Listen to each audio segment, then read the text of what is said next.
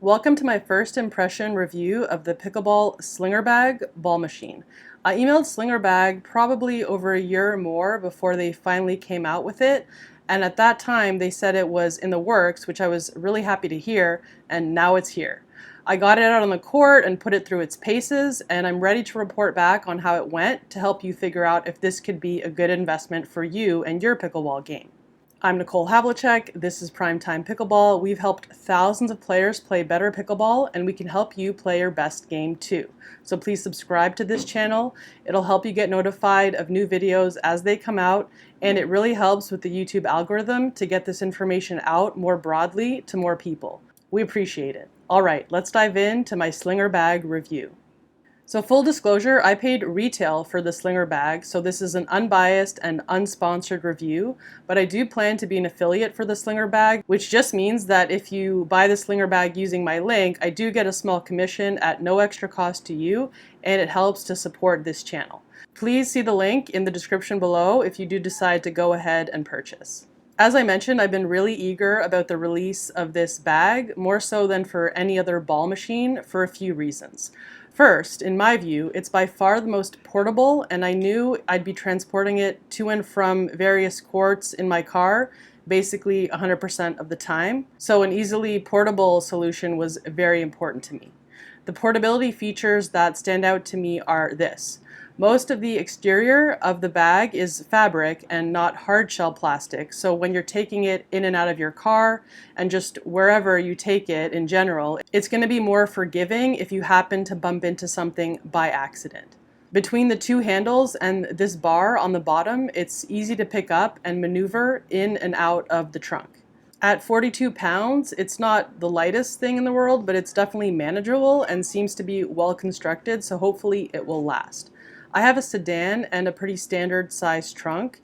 It fits in there, but it does take up a lot of the space of the trunk. Once it's down on the ground, it wheels around comfortably like travel luggage does and rolls very smoothly and effortlessly.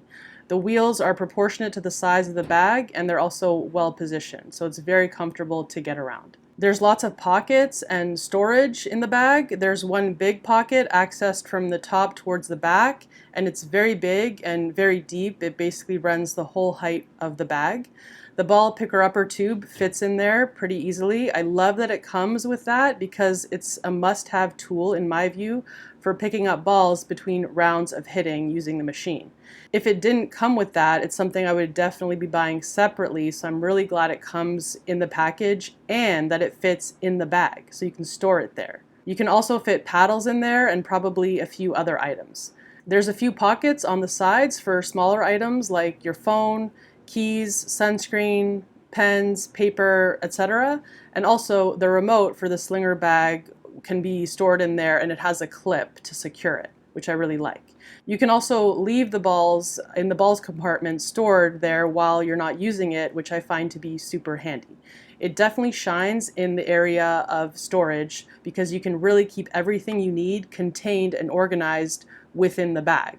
You really don't have to bring a separate bag if you don't want to.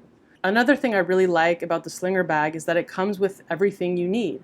Unlike other ball machines where things like the remote, the ball tube, and other items have to be add-on purchases, the Slinger Bag just comes with everything. The remote, the ball picker-upper tube that can also be stored right within the bag. It comes with a mount for your phone so you can record yourself hitting if you want. I personally don't need that since I already have all the video gear I need, but it's really good and I highly recommend it that you film yourself while you're using the bag for analysis and review later so that you can improve your strokes. So I like that it comes with that.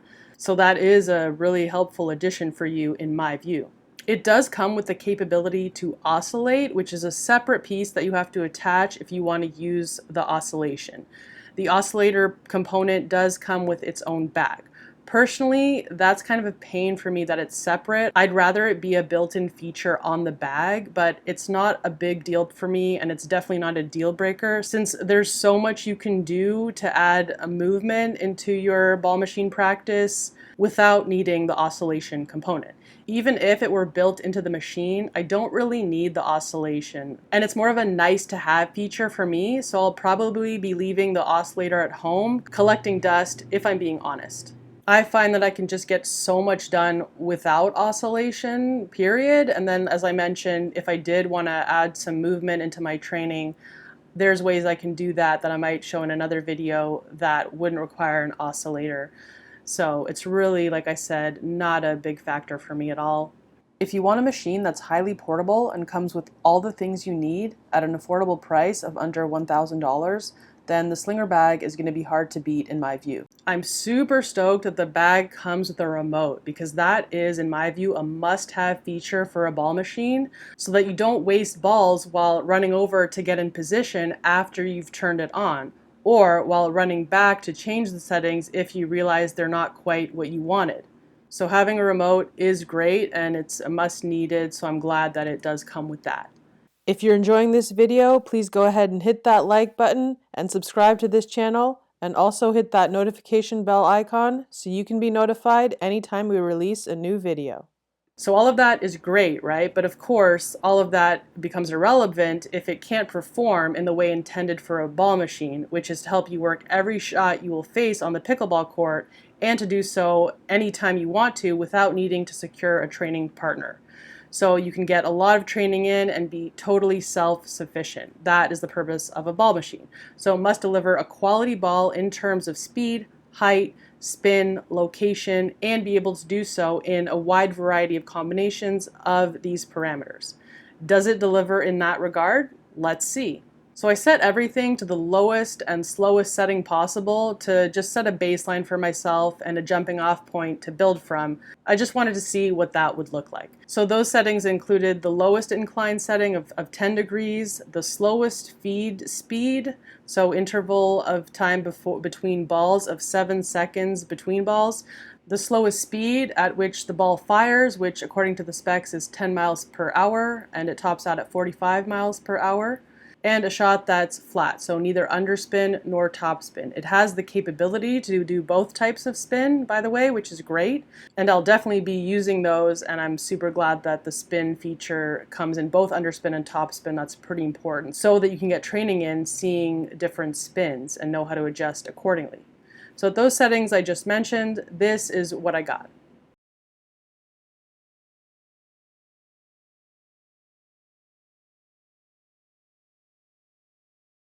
I then raised the incline to 25 degrees and I raised the speed to about a quarter of the maximum speed. As I said, it tops out at 45 miles per hour, and I had the button dialed up to about a quarter of the maximum setting.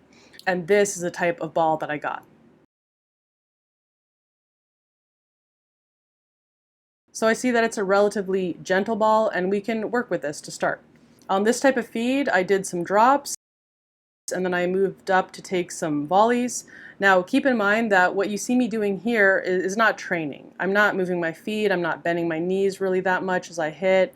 I'm really just observing the machine and the ball as it's coming out, and I'm just kind of stroking my shots. So don't replicate what I'm doing here in terms of form and execution of my shots. I want to be clear that this is not how I would practice. I'll do a totally separate video or a set of videos on good settings to train with, and good settings for various shots, and how to move your feet and train properly as you're using the ball machine.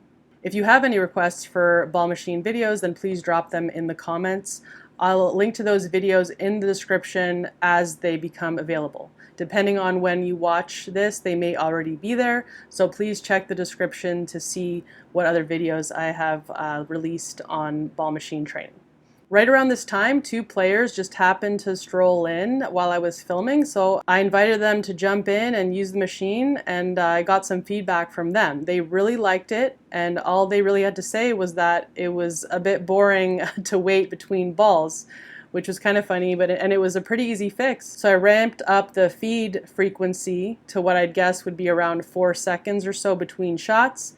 The ball speed and feed speed aren't marked, so you kind of have to guesstimate based on how far you have the dial turned up between the minimum and maximum. So if you know the minimum and the maximum on each of those settings from the specifications, then you can make a pretty good guess. So after we got the feed frequency dialed in for them, they had a blast and went a few rounds on the ball machine. And as I said, they really liked it. So they went off to play, and I then ramped up the speed up to about a third or so of the maximum, and this is the type of ball I got. Here I was doing some footage of ground strokes for an upcoming video, and that worked out pretty well. The balls came generally in the same vicinity, but with some variance, which is good because that's a bit more realistic. So I was happy with the consistency I got of the ball delivered on any particular setting.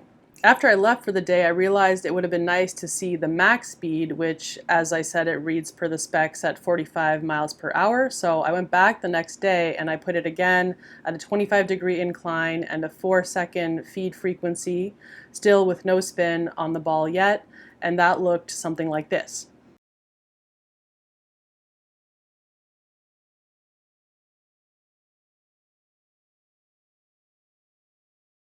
So hopefully you're getting a sense of the range of shots that you can do between the settings that I have shown thus far. And keep in mind that we haven't raised the incline to the max, which is 40 degrees, so we can get that ball going much higher if we need to, and we haven't messed with the topspin or the underspin settings at all yet either.